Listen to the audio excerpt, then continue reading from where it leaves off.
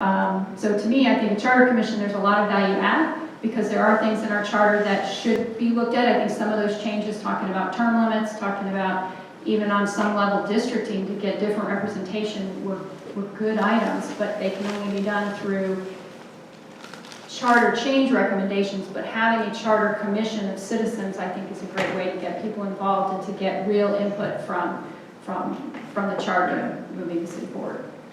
Chris? That was one of the main reasons I entered the stub race. I do believe every city council meeting is important, but I would also like, even if it's just that one meeting, to put on the agenda potentially a citizens charter commission. And but like Stephanie said, we did go through a commission, and I believe a number of people worked very, very diligently on that and came with a long list. And that was the only thing that got passed was potentially easier way to raise taxes. And so I do believe if we do put the commission, we have to have, maybe our state representatives, whether it be Mike Dudgeon and Brad Raffensperger, kind of support some of these changes as we're discussing them and be part of that dialogue. Thank you. Sure. And Mr. Bucket, thank you for the time you spent on our charter commission. It was a pleasure. Render, and then we'll come up front. Yeah, I just had a question for the JCCA, if they could provide some clarification on why the other candidates aren't here. Did they commit to come and then cancel? Is there any detail that you can help us understand? Okay, the election was on Tuesday. Thursday, I sent an email to all the candidates. And I did the ones that I have phone numbers for, I called personally and had conversations.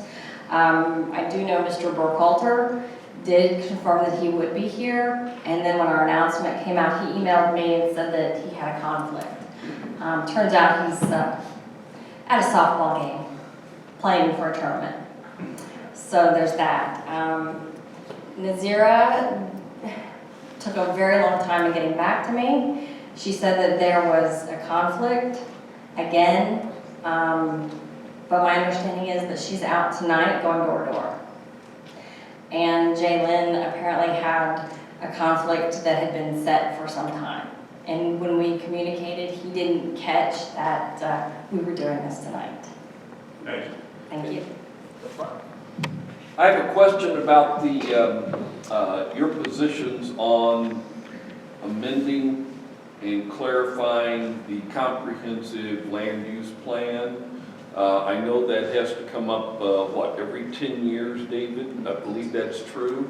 And there's some ambiguous language that perplexes some of us that are involved in zoning decisions, as in terms of whether the comprehensive land use plan trumps or has no bearing on things like transition zones, what the definition of certain terminology is. So when we've been involved in those kind of discussions, the JCCA and some of the homeowners associations, we've asked that be tightened up, and want to know if you guys have a comment and what your position on that would be. Yeah, I'd support that 100%. Clarity could only help us in zoning decisions. When we make, I guess, whimsical zoning decisions, it can lead to a litany of lawsuits and things of that nature. So adding clarity to the land use plan would be a major plus. Well, like the charter, most documents are written thinking that they're clear, and then when you start reviewing it, you can have people who want to interpret. So I would definitely say tightening up anything is a good thing because we want to make sure that we understand exactly what the document means and that there isn't any wiggle room if it's specific, like holding an election. I think that's important. So I would support that. Oh, we got one more question. Just as a point, the wording that you were talking about, transitional area, has changed. So the clarity that we do have today is to change that to a distinctive area.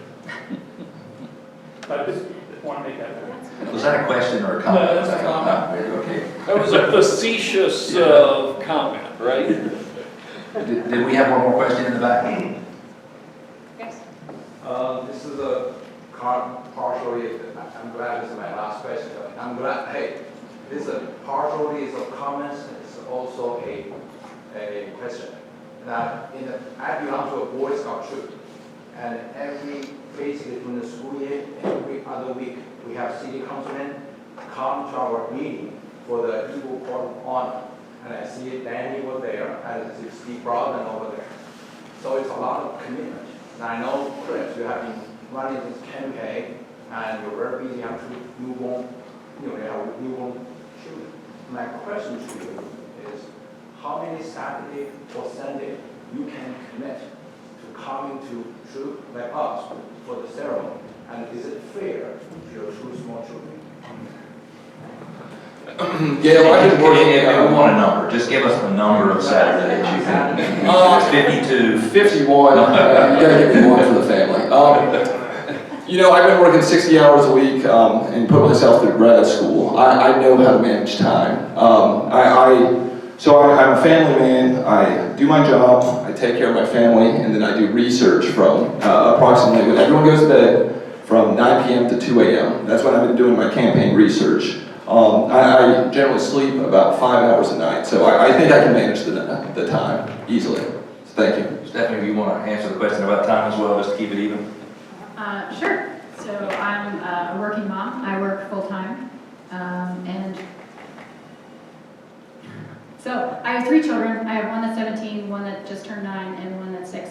And I've been going to all these council meetings for 6 years and researching all the data. So the only difference from a time perspective is that I'll actually be going to the work sessions, and then I'll also have some of these honor cord or whatever the requirements are. I think that those things, particularly with the Boy Scouts, my son actually. Not to talk personally, but my oldest child is autistic, and he went through Cub Scouts, and it was amazing. It was an amazing process because the Cub Scouts always say that you need to do your best, whatever your best is.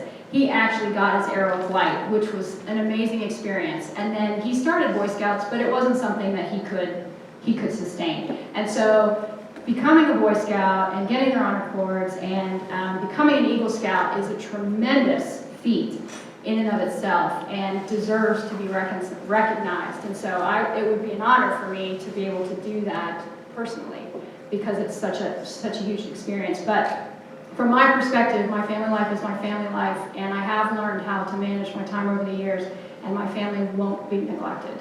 I just won't let it happen. But I also feel very strongly, having lived here for 17 years, where we are as a city, that I have skills that I definitely can lend to the city to help move it to transition, which is why I'm running for a 2-year period. So we're going to just have to figure out how to balance that out. But the love for my family and the time for my family isn't going to change, and the city's not going to suffer.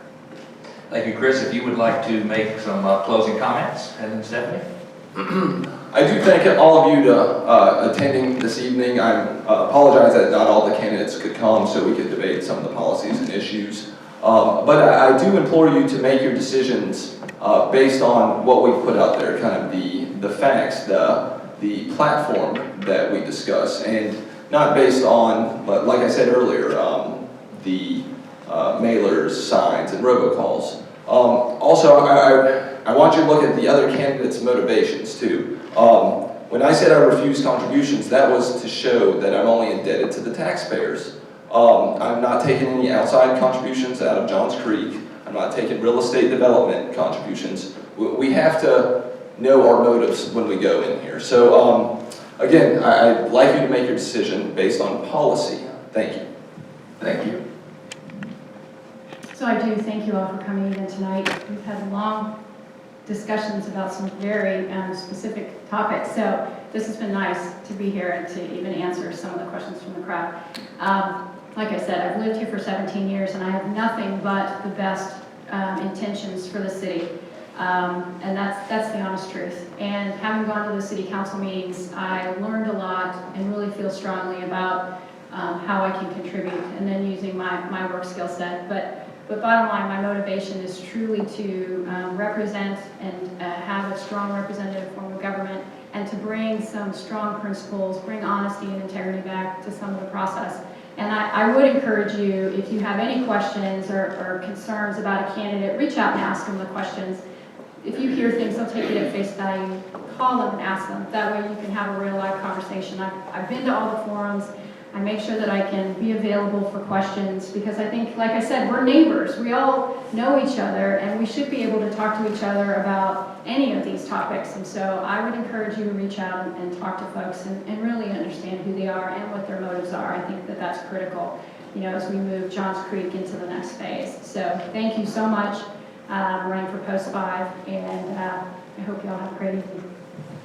You have additional closing Yeah, comments? sorry, and like Stephanie just kind of gave me this thing, but if you do want to discuss policy, reach out to us like she said, and I'm just gonna give a shameless plug. Here's my phone number. It's 770-853-9409. So if you have any questions, if you'd like to sit down and have coffee and vet out some of my platform, I'd be more than welcome to have it with you. Like Yale said, I might bring my newborn daughter with me because she's cute, but you know, and you know, do a little multitasking. But reach out and start the dialogue. So thank you. On behalf of the JCCA, thank you very much. Let's give them a round of applause. Thank you very much. Thanks to all of you for coming out tonight, and most importantly, make sure you vote and make sure you encourage everybody you know to vote as well. Thank you. There you go.